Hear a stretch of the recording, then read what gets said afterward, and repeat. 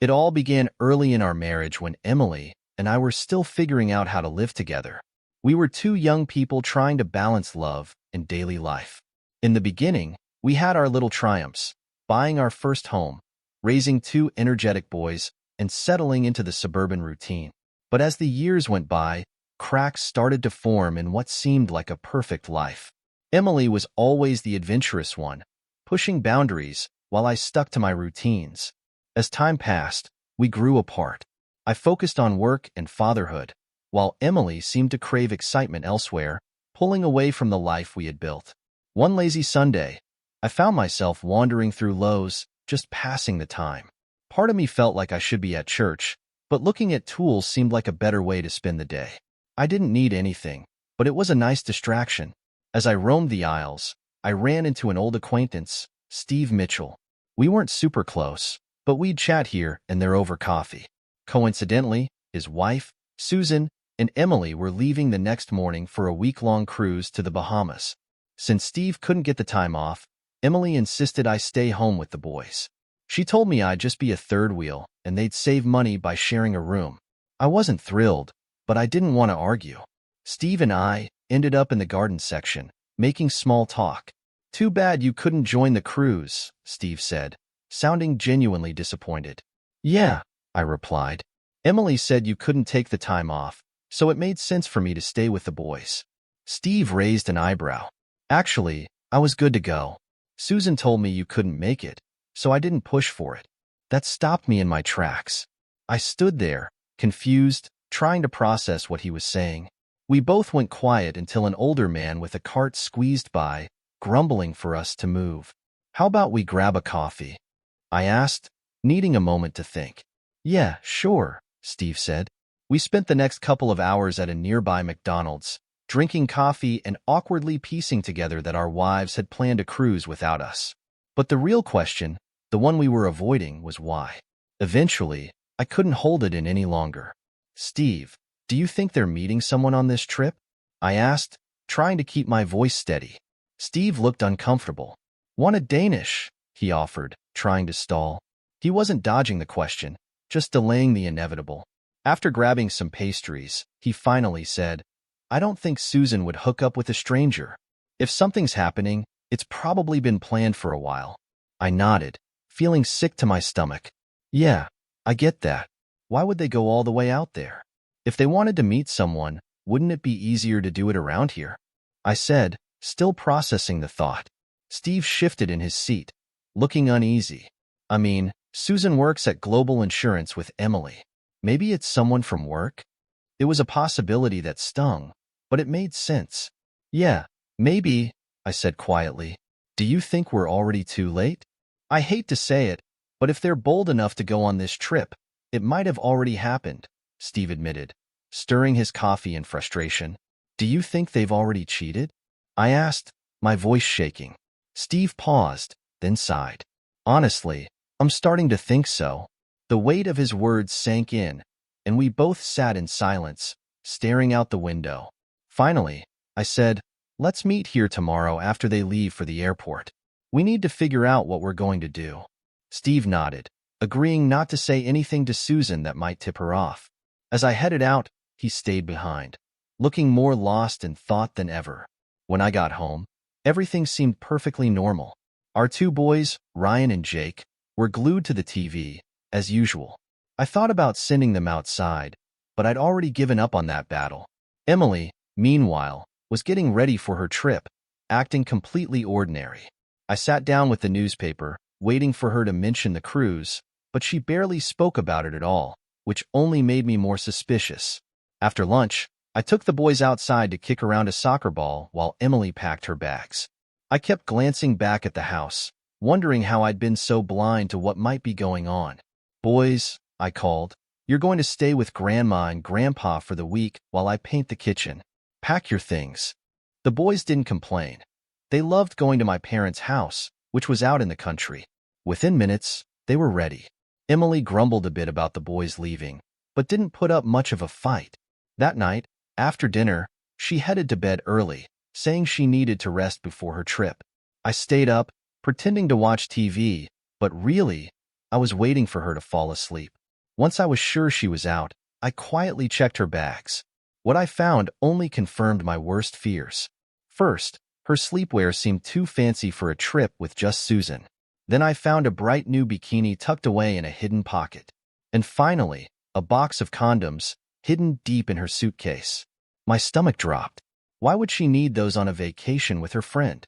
I spent the rest of the night on the couch, unable to sleep, trying to make sense of it all. Emily promised to check in while she was gone, but deep down, I knew something was very, very wrong. I reassured Emily not to worry, explaining that if I didn't answer her calls, I'd likely be at my parents' place with the boys or busy working on the house. My words seemed to comfort her. As I dropped her off at the airport, I spotted Susan already at the terminal, smiling and waving. Emily joined her with a big smile, and I watched them walk away. I couldn't shake the uneasy feeling, though.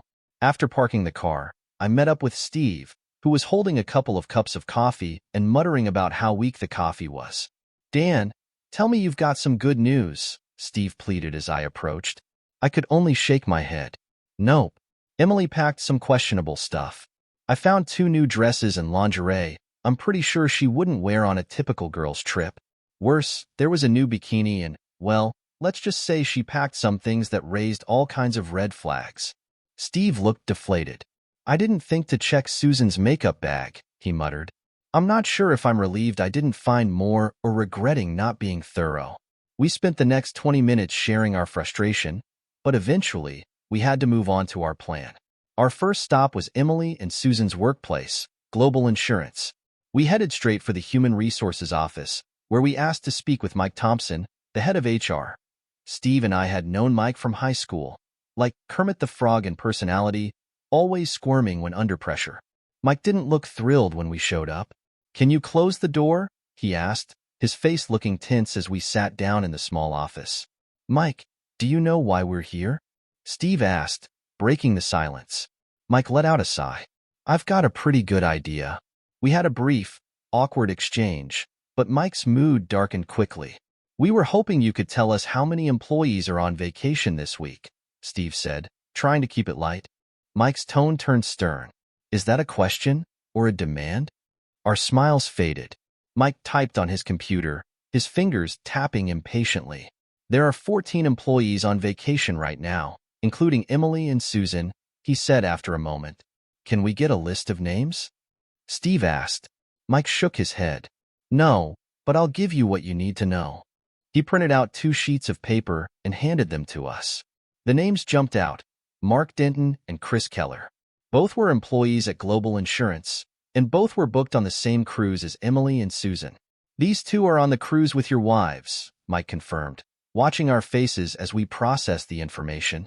"We don't need to see the rest of the list," I said, looking over at Steve. "Out of curiosity, do you know if these guys are involved?"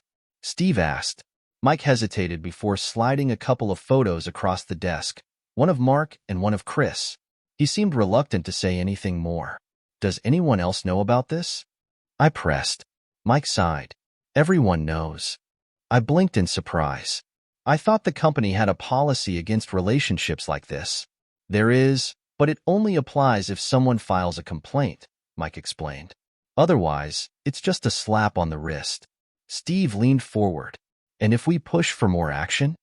Mike shifted nervously in his seat. "You're not going to make this difficult for me, are you?" Steve and I exchanged a glance. No words were needed, but we were on the same page.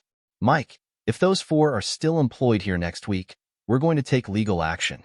We'll have our attorney contact your legal department," Steve said, his voice steady but firm. Mike looked uncomfortable. "I'm really sorry about this situation. We didn't act because no one was coerced, and the relationship seemed consensual." "Consensual or not, if you don't fire all 4 of them, we'll be suing the company," I added, making our stance crystal clear. Before we left, we shook hands with Mike, who looked pale and nervous. As we walked out of the building, Steve glanced at me. "So, what's our next move?" "I think we should see the lawyer first," I suggested. "Then we can grab some lunch and swing by a travel agency." As we parked near the lawyer's office, Steve suddenly stopped in his tracks. I looked at him, puzzled. "What's up?" "Dan, What exactly are we asking the lawyer to do for us? Steve asked, a worried look crossing his face. What do you mean? I replied, confused. Well, think about it. Once we walk through that door, we're probably just going to drain our wallets. We'll file for divorce. But then what? We'll end up paying alimony, child support, mortgage payments, and probably lose custody of the kids. The court will likely make us keep paying for their credit cards, cell phones, and who knows what else.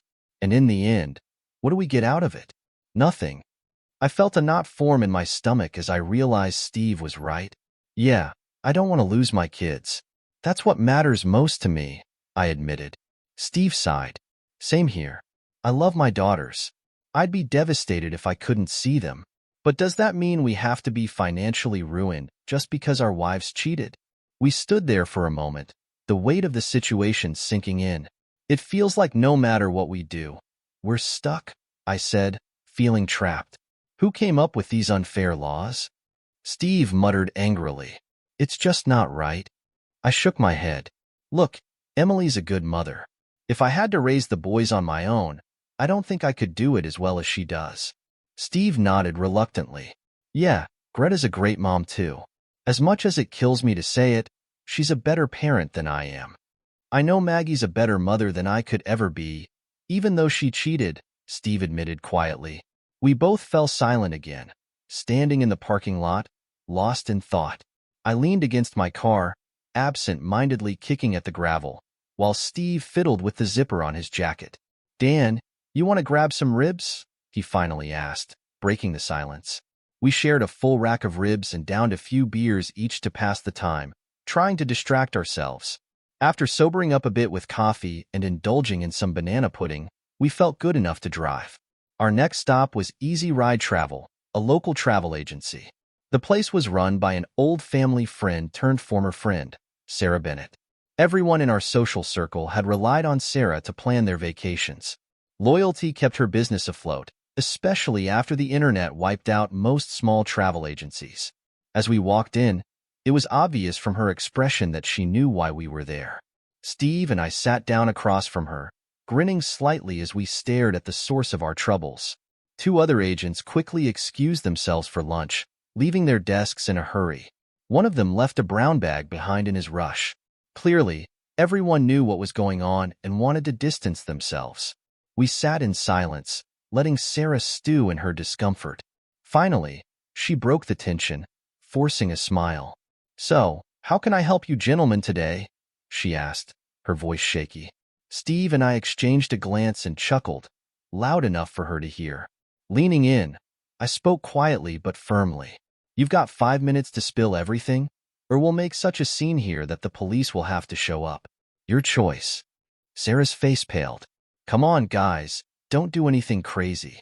I can't tell you anything more than what your wives already shared, she pleaded, clearly struggling to maintain control of the situation.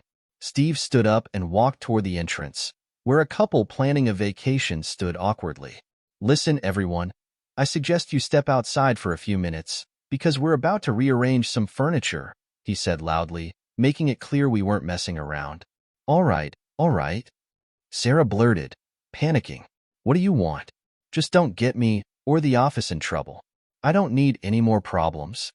Good call, Steve muttered, nodding for her to sit back down. I leaned forward. Who else is on that cruise with Emily and Susan? There are over 1,000 people on that ship, Sarah replied, trying to dodge the question. You know exactly what I mean, Sarah. Who else from Global Insurance is on board? I pressed, my patience wearing thin. She sighed, clearly uncomfortable. I can't tell you that. Then tell us which room Emily and Susan are in, Steve asked, his voice calm but firm. They're in room 113 on the sunset deck, she said, her voice shaky. That's not what I asked, is it? I said, frustration creeping into my voice. Damn it, Dan. What are you trying to do? What do you want from me? Sarah snapped, her frustration finally bubbling over. Tell me which room Mark Denton and Chris Keller are in, I demanded, slamming my fist on the desk. Sarah froze, her face showing concern as she hesitated. Denton and Keller? They're in room 115. Right next to Emily and Susan, she finally admitted, barely audible. Steve leaned across the table, locking eyes with Sarah. "So, Mark is sharing a room with Susan?" he asked, his voice cold. Sarah flinched, pushing her chair back slightly. "Yes, Susan and Mark are in room 113, and Chris and Emily are in room 115. But I didn't arrange this. Someone else did, I swear. I just followed the instructions," she stammered, realizing she had said too much. She abruptly stopped talking and handed us some documents. It wasn't clear if she was on the verge of tears, but as we gathered our things to leave, I turned to her one last time. "Don't contact anyone, whether on that ship or elsewhere, about this visit. If you do, I'll make sure it has serious consequences for your business." As Steve and I left the building, he sighed. "What's our next move?" "I'm not sure. I didn't really have a concrete plan. It just felt like the right thing to do at the time," I admitted. Steve nodded, though he didn't look convinced. He had already decided to leave his 2 daughters, Grace and Katie, with his sister Liz, who also had teenage girls. Once everything was settled, he planned to come over to my place. That evening, we sat down together to review brochures and cruise schedules, trying to make sense of the situation and shape our next steps. It became painfully clear that our marriages were beyond saving. Our focus shifted to what mattered most, our kids. We both loved our children deeply and worried about how the impending divorce would affect them. We agreed not to rush into formal proceedings just yet. Instead, we'd each decide how best to care for our kids without tearing apart their lives. I hoped that once the dust settled, I could arrange to live with Emily and the boys, ensuring their basic needs were met without having to support her financially. It wasn't going to be easy, but if everything worked out, I could keep the family together, at least for the sake of the kids. I planned to cover the boys' college expenses, among other things, but that evening, Steve and I needed to deal with the immediate issues at hand. Thankfully, the cruise ship offered free Wi-Fi, so Steve planned to bring his laptop and download all the contact information we needed: friends, relatives, coworkers, their phone numbers, email addresses, and even home addresses. Handling the cell phones would be tricky, but we figured we'd tackle that later. The cruise ship was set to dock in Montego Bay, Jamaica, on Wednesday morning. We found a cheap sightseeing flight that would get us there by 7 a.m. that day. Booking a cabin for the remainder of the cruise was easier than expected. In under an hour, we had flights to Jamaica and a return room reservation sorted. That night, I received a voicemail from Emily, saying they had settled into their cabin without any issues and were already at sea. She casually asked me to let Steve know that Susan was on board as well. As I listened to the message, I couldn't help but feel a twinge of anger. The evening was just beginning, and we were almost ready to set everything in motion. The following day, we focused on organizing our finances and personal matters: bank accounts, bills, credit cards, and belongings. I planned to move all my stuff to my parents' house for safekeeping, while Steve's brother agreed to take care of his. Fortunately, a coworker let us park our cars at his place and gave us a ride to the airport. Though leaving at midnight wasn't ideal, it was necessary. When we arrived in Jamaica, the airport was only a short taxi ride from the cruise ship's parking lot. We watched as the sun set behind the market stalls, feeling a strange mix of anticipation and dread. We had packed light, carrying just the essentials in 2 small bags and Steve's laptop. No need to dress up. This wasn't exactly a vacation for us. About 10 minutes later, people started disembarking from the ship. Some headed into town, while others boarded waiting tour buses. Everything seemed smooth and well-coordinated, like clockwork. Then, there they were, Emily and Susan, walking down the walkway, beaming with smiles. But what caught my eye next were the 2 men following closely behind, holding hands with our wives. These men, Mark and Chris, were younger, maybe a few years younger than Steve and me, but they didn't have the rugged look you'd expect. They seemed more polished, more put together. We watched from our small stools as the 4 of them boarded a bus headed to Dunn's River Falls. Steve wasted no time. He waved down the ticket collector, had a quick word with the driver, and then walked back to us with a grin. Jamaicans are known for their bargaining skills, and it only took 5 minutes and $200 to convince the driver to help us out. Identifying Emily and Susan for our new friend was easy. He eagerly agreed to take as many photos of the 2 couples as possible at the falls. When we asked for some more daring pictures, he grinned widely and gave us a thumbs up. The bus was set to return at 3 o'clock, and we made it clear we'd be waiting with the agreed payment. He assured us he would deliver top-notch photos, boasting about the quality of his camera. Then, with a wink, he hinted he'd expect an extra $200, a steep ask for a $40 camera. After the buses departed, we headed back to settle into our cabin. For an additional $100, the helpful clerk registered us under fake names, Bob Jones and Tim Brown. If all went well, we'd stay under the radar for the rest of the cruise. We grabbed some sandwiches and spent the day familiarizing ourselves with the ship's layout. In just a couple of hours, we had the staircases, elevators, and passageways memorized. Our plan was simple: avoid the dining room and the showroom to minimize the risk of running into our wives.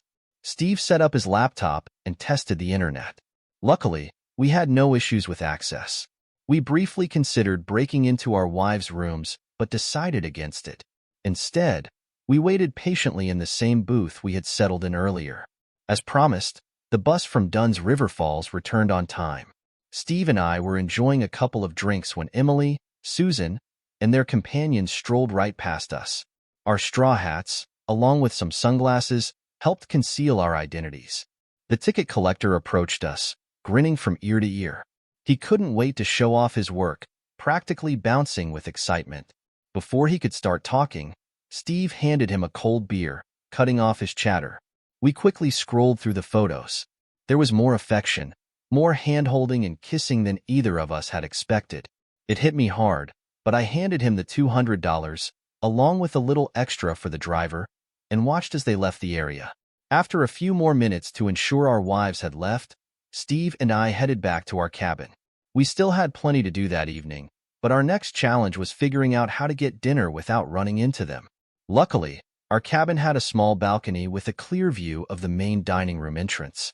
We settled in comfortably, observing passengers as they lined up for dinner.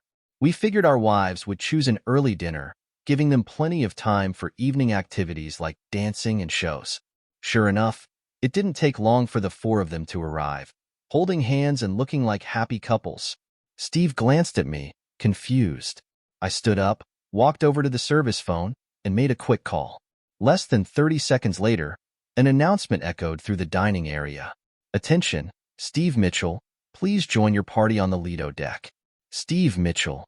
The announcement wasn't loud, but it was clear enough to catch their attention. As soon as the words rang out, Susan whipped her head around, as if there was a speaker right in front of her. She paused, letting the next group of diners pass, while she whispered something to Emily. The two women started talking, their faces showing concern, while Mark and Chris stood by awkwardly. Susan pulled out her phone and dialed quickly. After about 30 seconds, she shook her head.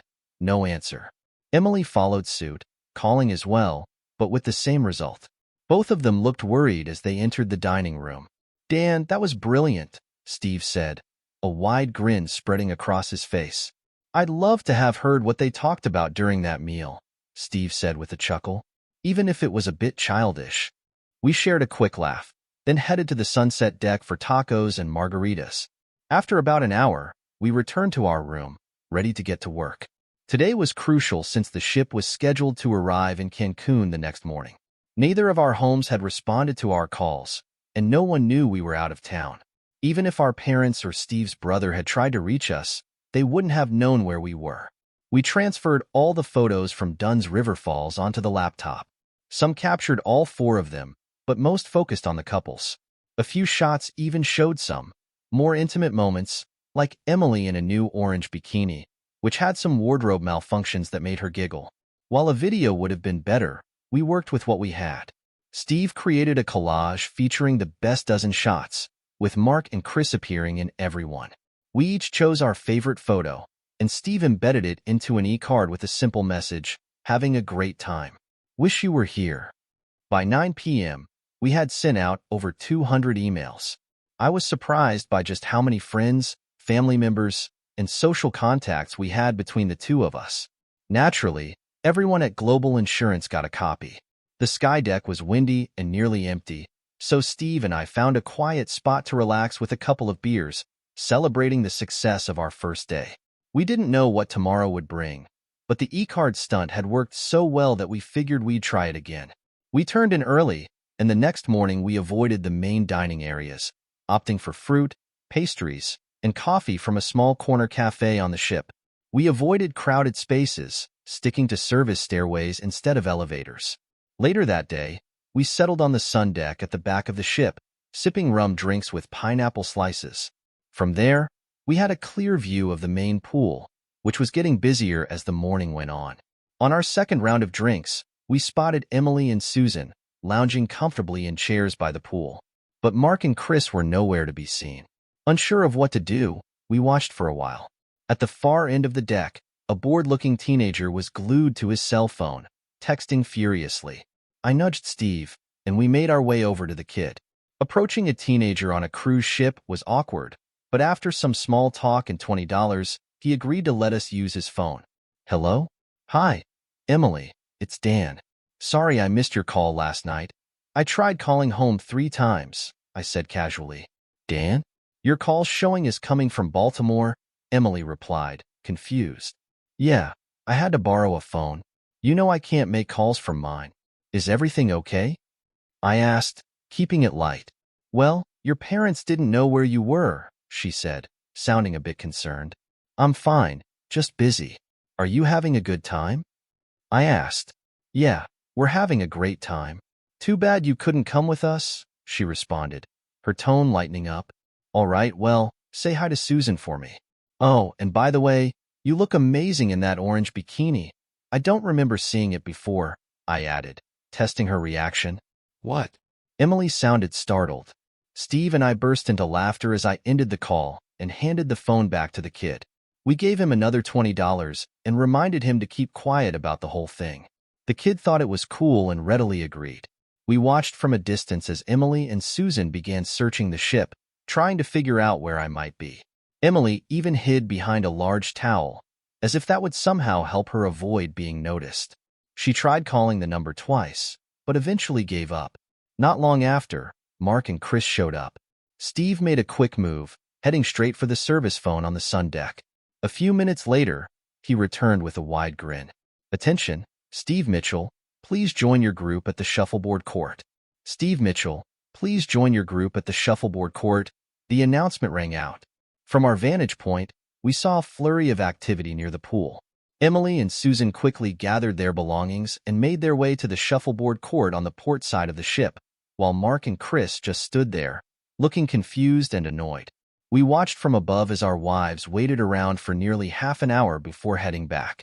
On their way, Emily pulled out her phone and made a call. From the look on her face, we could tell the postcards had reached home. We didn't know who she was talking to, but it didn't matter. Everyone who knew us now had pictures of Emily and Susan with their boyfriends. They lingered on the deck for a few more minutes, checking the display on Emily's phone, before finally heading back to their rooms. That evening, Mark and Chris attended dinner alone. They spent the rest of the night drinking at the cabaret bar on the lagoon deck. Steve and I sat in a secluded corner, enjoying pizza and beer, watching the scene unfold. They never noticed us. We briefly considered moving closer to eavesdrop on their conversation, but decided against it. Our wives never showed up. Around midnight, both Mark and Chris staggered out of the bar, clearly drunk. Several crew members had to help them back to their cabins. We didn't know how they slept, but it didn't matter to us. The next morning, we found ourselves back on the sun deck, enjoying a breakfast of fresh fruit and coffee as the Diamond Sun docked in Cancun. Most of the passengers gathered on the promenade deck, eager for the day's activities. As we sat there, we still hadn't decided what our next move would be. We still hadn't solidified our plans for the day, but following the two couples ashore seemed pointless. That decision was made for us when Emily and Susan were among the first to disembark, with their luggage. They weren't just going on a day trip, they were leaving the cruise entirely. As other tourists boarded tour buses, they hailed a cab and took off in a hurry. Steve and I exchanged a final look, completely caught off guard. We had assumed our wives might eventually try to find us on the boat, given its limited size, but they made no effort. They were gone. Mark and Chris also left the ship, but they boarded a tour bus, leaving us uncertain about their intentions. With the ship quieter than usual, we sat down for a leisurely lunch in the nearly empty dining room. There was one more stop before we returned to Grand Cayman, so we needed to rethink our strategy. For the moment, though, the relaxed atmosphere was a welcome break. The ship was set to leave Cancun that evening, docking in the Cayman Islands the following afternoon. It seemed like the perfect time for a serious conversation, but Steve and I weren't exactly sure what we'd say to Mark and Chris. When we eventually entered the formal dining room, we noticed something odd. Our wives and their companions had secured a table for 4, and there were 2 empty seats. Steve and I waited until Mark and Chris were seated before walking over and taking the empty chairs. No one said a word or questioned our presence. "Good evening, gentlemen," I began, breaking the silence. "I assume you know who we are." Chris gave a slight nod, while Mark's expression made it clear he wasn't pleased. Chris looked uneasy, unsure of what was coming, while Mark was visibly irritated. "Mr. Mitchell and I won't be joining you for dinner," I continued. "But with only 3 days left on the cruise, we thought we should advise you to be cautious." I could see Steve suppressing a chuckle, but I pressed on. Chris seemed intrigued, while Mark grew more agitated. "You see, it's worth noting that 222 people go overboard on cruises each year, and they're never found," I said, pausing for effect. After a brief silence, Steve and I stood up and left the dining room. As we walked away, we could hear Chris talking, but we couldn't make out what he was saying. Feeling accomplished, we opted for tacos and beer instead of a formal dinner. The wind was too strong to eat outside, but the sunset through the lounge windows was breathtaking. "Well, Dan," Steve said, still amused, "that was quite the scene. I'm not entirely sure what you were aiming for, but you definitely got their attention." "I'm not sure either," I admitted with a grin. "Let's regroup tomorrow and figure out our next move." Unfortunately, things didn't go as smoothly as we'd hoped. As we were finishing our beers, a large crewman approached us, flanked by 2 silent attendants. His imposing figure and Nordic features were hard to miss. "Gentlemen, I'm Mr. Sorensen. May I have a moment of your time?" he asked, his voice authoritative but calm. Steve and I exchanged smiles before nodding at the man. "Am I speaking to Mr. Jones and Mr. Brown, or is it Mr. Mitchell and Mr. Connor?" Sorensen asked, raising an eyebrow. "Mitchell and Connor," I replied, seeing no reason to hide our real names. "We've received reports that you threatened to throw 2 passengers overboard. Can you explain these accusations?" Sorensen inquired. "No, we didn't threaten anyone," I clarified. "We simply mentioned some maritime statistics and advised them to be careful. It was a subtle threat, and you both know it," Sorensen countered. "Why would we do something like that?" Steve asked, feigning innocence. Sorensen gestured toward a quiet corner, and we followed him away from the main area. "Gentlemen, did you or did you not threaten Mr. Denton and Mr. Keller?" Steve and I exchanged a look, coming to an unspoken agreement. "Yes, though it wasn't exactly phrased as a threat," I admitted. "But our words were definitely meant that way." "And was there a specific reason for that implied threat?" Sorensen asked, growing serious. "Absolutely, and you've played a part in that reason," I replied, my frustration surfacing. Sorensen's face showed he was expecting a full explanation, so I didn't hold back. "Mr. Sorensen, Nordic Cruise Lines arranged for these 2 men to share cabins with our wives for the week. Mr. Denton was with Mrs. Mitchell, while Mr. Keller shared a room with my wife. It seems that Nordic Cruise Lines is hosting a cruise with entertainment for married women looking to spend time with their lovers. While I understand you're likely legally protected from any fallout, it's still incredibly distressing." Sorensen's calm demeanor cracked for a moment. "Mr. Connor, I understand your frustration with your wife's actions, but surely you don't believe that the cruise line endorses or supports this behavior. We pride ourselves on being a family-oriented company and are committed to maintaining that reputation." Steve and I didn't say a word. Though we had plenty to respond with, we chose to remain silent. We leaned back in our chairs, exchanging smiles, watching as Sorensen, though slightly flustered, kept his composure. "Regrettably, we'll need to report this matter to the proper authorities," Sorensen stated. "They may have some questions for you." "Which authorities?" Steve asked, raising an eyebrow. "Aren't you the authority in this situation?" I pushed back. "What do you mean by authorities?" "Mr. Connor, Mr. Mitchell," Sorensen said, his tone calm but firm. I kindly request that you avoid any further interactions with Mr. Keller and Mr. Denton for the remainder of the cruise. Can you assure me there will be no more disturbances before we reach Miami?" Steve and I exchanged glances and nodded, smiling in agreement. The crew left, and we found ourselves alone again in the room. That evening, we spent time drafting emails to various media outlets, embellishing the details and attaching photos we knew probably wouldn't get published. The next morning, we enjoyed a hearty breakfast in the dining area. Mark and Chris were nowhere to be seen. Later, as the ship docked at Grand Cayman, we walked by their cabins and noticed breakfast trays outside their doors, but neither man seemed to be around. We watched as Chris disembarked, luggage in hand, bidding farewell to the ship, leaving Mark behind. Steve and I decided to spend the day ashore, even though there wasn't much we particularly wanted to see. However, we ended up having a great time swimming with manta rays, the only activity we did that wasn't driven by revenge. That evening, after another satisfying dinner, we noticed that Mark was still missing. I briefly wondered if he had left the ship after us, but I doubted it. Steve had received more than 30 email responses to the postcards we sent out. Most replies were lighthearted and filled with laughter, but a few called our actions despicable. Still, we were pleased to know our message had reached the right people. Friends and acquaintances found it amusing, but unsurprisingly, our family members were not as entertained. We hadn't heard anything from Emily or Susan since they disembarked, and with our return home just a day away, we made sure to fully charge our phones before heading to bed. We also sent out 32 press releases, even though we had no clue how to properly prepare or distribute them. Among those, we sent 2 to Piccolo World Tours, the company that owns the Good Time travel franchise. We might have gone too far accusing Sarah Bennett of organizing romantic getaways for married housewives and their boyfriends, but we felt she deserved it. The rest of our story ended up in newspapers and TV exposés. We figured we'd hear back soon enough.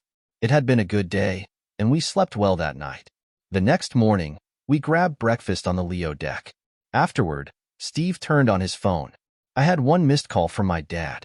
We both made our first call since the trip began. "Dad, it's Dan. I saw you try to reach me. What's going on?" "Well, son, I assume you know more about this than I do," my dad said, sounding weary. "All I know is that Emily arrived on Wednesday and took the kids with her. You asked me not to let her, but I couldn't stop it. When I went to check the house later, she was gone. The front door was unlocked, so I went inside and took a look around. Most of her clothes, and the boys' clothes, were gone. It looked like she left in a hurry. Jason seemed upset about leaving, but I heard her mention something about Noble's Grove. That seemed to calm him down." "Noble's Grove? That's where Emily's sister lives," I said, feeling a knot form in my stomach. "Yeah, Loretta in Mount Carmel. That's probably where she went. I'll try to find her number and give her a call. Oh, and Dan, we got the postcard with the photos. Can you explain what's going on?" "I think it's pretty clear, Dad," I replied. "Emily decided to go on a cruise with a former coworker and left me behind with the kids while she spent time with another man." There was a long silence on the other end before my dad spoke again. "What do you want me to do, son?" "Did you lock up the house?" I asked, trying to stay calm. "Yes, I did. That's all I needed to know." Steve and I hadn't planned to return home immediately, but the situation had changed. I decided that Emily should stay in the house with the kids, though I had no idea why she left in such a hurry. "What are your plans?" my dad asked. "I'm not sure," I replied, feeling uncertain. "But I'll see you in a day or so. I'll keep you posted. Thanks for calling." I poured myself a cup of coffee as Steve continued his call. He looked as unhappy as I felt. We had both assumed our wives would be returning home to the kids, and we had planned to live elsewhere for a few months while we figured things out. We were even considering seeking work in the Pensacola area. When Steve finished his call, he sat down across from me, grabbing a Danish pastry from the buffet. His face was grim. "You look as thrilled as I am," I commented, trying to break the tension. Steve forced a weak smile. "John, she's gone. Susan left, and she didn't take the kids. She left them with my sister." "What? She just left the kids?" "Yeah, Beth said she didn't say much. Just thanked her for watching them and talked to the girls for a few minutes. Beth also mentioned Susan's car was packed with clothes. I have no idea how she found out I left the kids there, but she's gone. Alone. And the house? Beth's husband said no one's been there. The furniture and everything else is still there, but Susan's gone. I assume she took all her clothes. My situation's not much different, I replied. Emily found out the boys were at my parents' house and took them from there. I think she's headed to her sister's in Mount Carmel, but I'm not sure. She took all her clothes and the boys' clothes, too. My house feels empty. We sat in silence for a few moments, digesting the situation. Steve looked at me with concern. I know it's early, but I could really use a beer, he said, breaking the quiet. We spent the rest of the day at the Leo Lounge, drinking more beer than usual. As the ship departed, we watched the tired passengers heading home. Although we didn't see Mark leave, the lounge was packed. A friendly bartender informed us that the lounge was closing, so we headed back to our cabin, only to find our belongings packed and left in the aisle. We were told that authorities would be meeting us for our threatening behavior. We weren't entirely sure what authorities meant, but no one escorted us off the ship, and no one showed up to question us. We had hoped for some media attention, but nothing materialized. Steve and I managed to get the last 2 seats in the airport limo van, and the cost of our last-minute, one-way tickets home was steep, but we didn't have a choice. During the flight, we barely spoke. Our plans had gone completely off the rails, leaving us both feeling deflated. Steve still had his kids, but his wife was gone. I, on the other hand, had neither kids nor a wife to return to. The thought of coming back to an empty house weighed heavily on me. There were no messages from Emily waiting for me at home or on my phone. I called her workplace, only to find out she no longer worked at Global Insurance. I assumed Susan, Mark, and Chris had also moved on. My first day back was spent cleaning the house and getting rid of Emily's leftover belongings. Steve was in a similar situation, with only the memories of Susan's brief visit to say goodbye to their daughters. We canceled our credit cards and restricted access to our finances. Susan was an adult and could take care of herself, but Emily had Todd and Jason, and I needed to figure out how to support them. It saddened me that she had taken the boys, but I knew she was their mother and had a responsibility to care for them. Susan, on the other hand, didn't seem willing to take on that risk, which in some ways was better for the kids. Steve and his daughters settled into a new routine, and things started to return to normal. His sister Beth took care of the girls while Steve worked and helped with household chores. My life, however, had completely changed. My evenings were now spent in front of the TV, eating microwave dinners. I did some digging and found out that Chris Keller had left town right after being fired. Mark Denton had also lost his job, but no one knew where he was living or working. I reached out to Emily's sister, Loretta, hoping to find out something about the kids, but I hit a dead end. Loretta told me that Emily had only stayed with her for one night before leaving without saying where she was going. I wasn't sure if I believed her, but I had no choice but to accept her story for now. Surprisingly, Steve and I drifted apart. He still had his family, while I had nothing. I tried spending time with him and his daughters, but it was always awkward. As the new school year approached, I visited Todd and Jason's old school to make sure their records had been transferred. A helpful woman at the front desk proudly informed me that the paperwork had been sent to North Shock Hill Elementary in Frackville 2 weeks earlier. I thanked her, surprised by the revelation. With some effort, I tracked down Emily's new phone number. I called her 3 times before she finally answered. Caller ID is handy unless someone's using it to avoid you. I kept the conversation brief and asked her to meet me at the food court in the Frackville Mall.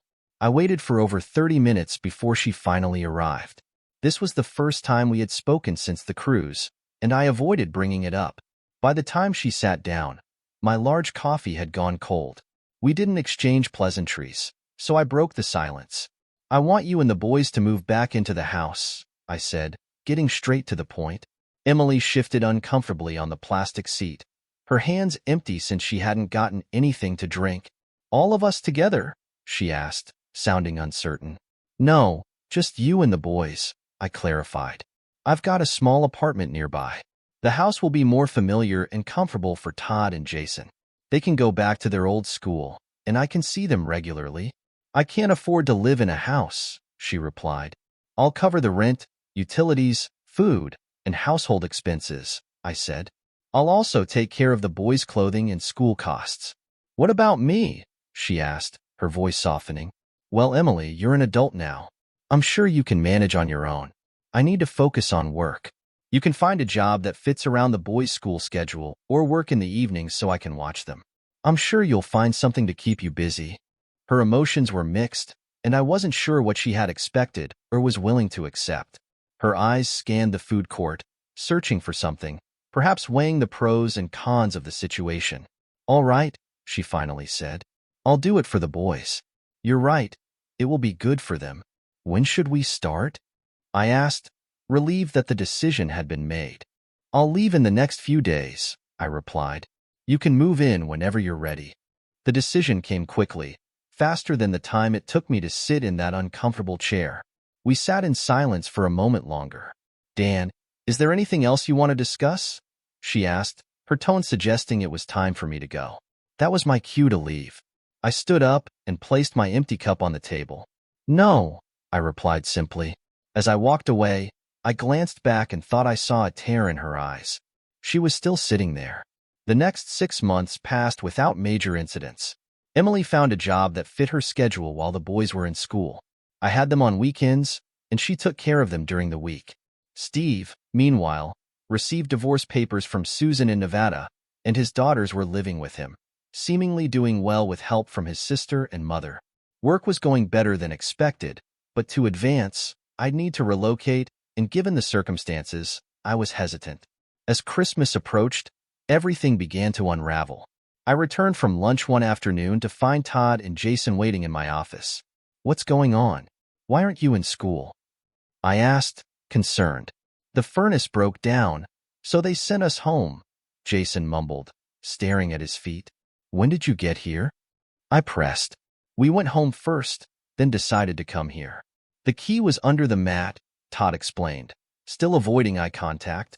You could have come in earlier, I remarked, noting their nervous behavior. What's wrong? What are you hiding? Jason stammered, breaking the silence. When we got home, Mom left her bedroom door open. She was in there with that man, Clayton. They were both unclothed, doing what you see on the internet. I was silenced by the shock.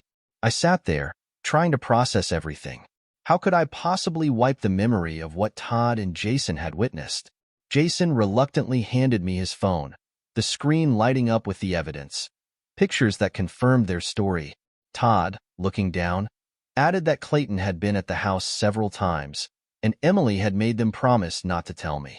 She had warned them that if I found out, they'd all be forced to move back to Frackville, which neither of them wanted. We talked it through, and the decision became clear. The boys would move in with me. I handed them the keys to the apartment and told them to head over while I stayed behind to gather the last of their things. Once they left, I called my job and made arrangements. There was an opening in North Dakota, not the most glamorous place, but it was work, and I needed the change. After dealing with some finances, I went back to the house. The place was eerily quiet, with signs that Emily had been home recently. The bed was unmade, and a half-empty coffee cup sat on the counter. Just as I finished packing the boys' belongings, the front door creaked open, and Emily walked in. Dan, what is this? What are you doing? She asked, her voice laced with confusion and annoyance. I thought we had a plan. Where are you taking their things? The plan has changed, Emily, I said, not raising my voice. The boys and I are leaving. Yelling won't change it. You're not taking my kids, she shouted, her frustration building. The courts will never allow it. I'm taking them, I replied, my tone cold but calm. If you want them back, go ahead, take it to court. Tell them everything that's been going on. Her smug confidence faltered for a second. What are you even talking about? She scoffed, crossing her arms. I set the last bag down and turned to face her. What did you have for lunch today, Emily? Her face twisted in confusion. Why are you asking about my lunch? What does that have to do with anything? The furnace at school broke, I said, watching her closely. All the kids got sent home during lunch. Emily's face paled, her bravado quickly crumbling. I don't understand. Why does that matter? The kids were home, I repeated slowly, tightening the trap. I'll ask again. What did you have for lunch? Her confidence shattered as she sank into the couch, her hands trembling slightly. She didn't say a word. I grabbed the last bag and walked to the door. Jason took pictures. I hope Clayton has good insurance. He's going to need it. I let him off once, but not this time. Emily didn't cry or scream. She just sat there, stunned and silent. I walked out without looking back, leaving the door to close softly behind me. Within a week, the boys and I had relocated to a small trailer, away from the mess. I passed by Clayton's house once, but the owner said he'd skipped town. No forwarding address. I decided I'd deal with him another day. Emily did consult a lawyer about custody, but nothing came of it. She never followed up, and I didn't push. We settled into our new life, and the boys seemed content. They didn't ask about their mother, and I didn't bring her up. They seemed to be adjusting well to the new routine. Weekdays with me, weekends spent visiting family. About 6 months later, I received divorce papers in the mail from Nevada. Emily didn't ask for anything. No money, no demands, and I didn't offer anything in return. What bothered me the most, though, was that she never fought for custody. I couldn't shake the feeling that something was off. I still think about it sometimes, wondering what made her give up like that. But I never bring it up to the boys. Maybe they're better off without it. Next week, I'll start looking for a fresh start, a new chapter. Todd and Jason have even agreed to help me find someone new. Life has to move forward, after all.